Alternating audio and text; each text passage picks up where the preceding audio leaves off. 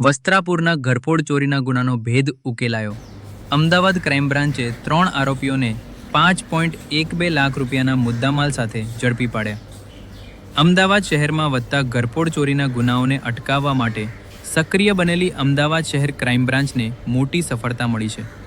Vastrapur police સ્ટેશનમાં નોંધાયેલા ઘરફોડ ચોરીના ગુનાનો ભેદ ઉકેલી ક્રાઇમ બ્રાન્ચે 3 આરોપીઓને કુલ 5,12,450 રૂપિયાના મુદ્દામાલ સાથે ઝડપી પાડ્યા છે.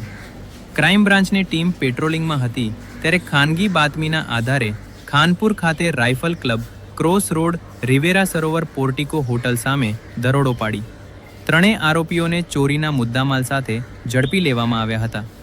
પકડાયેલા આરોપીઓમાં નારણ ઉર્ફે શંકર રૂપાજી મીણા, પ્રભુભાઈ વેલાજી આહારી અને દેવીલાલ ઉર્ફે આશીષ રામલાલ પરમાર મીણાનો સમાવેશ થાય છે. આરોપીઓ પાસેથી 4,32,450 રૂપિયાના સોના ચાંદીના દાગીના તથા 80,000 રૂપિયાની એક મોટરસાયકલ મળી કુલ 5,12,450 રૂપિયાનો મુદ્દામાલ કબજે કરવામાં આવ્યો છે. આ મામલે વધુ તપાસ અને કાયદેસરની કાર્યવાહી માટે 3 આરોપીઓને વસ્ત્રાપુર પોલીસ સ્ટેશનને સોંપવાની તજવીજ હાથ ધરવામાં આવી છે.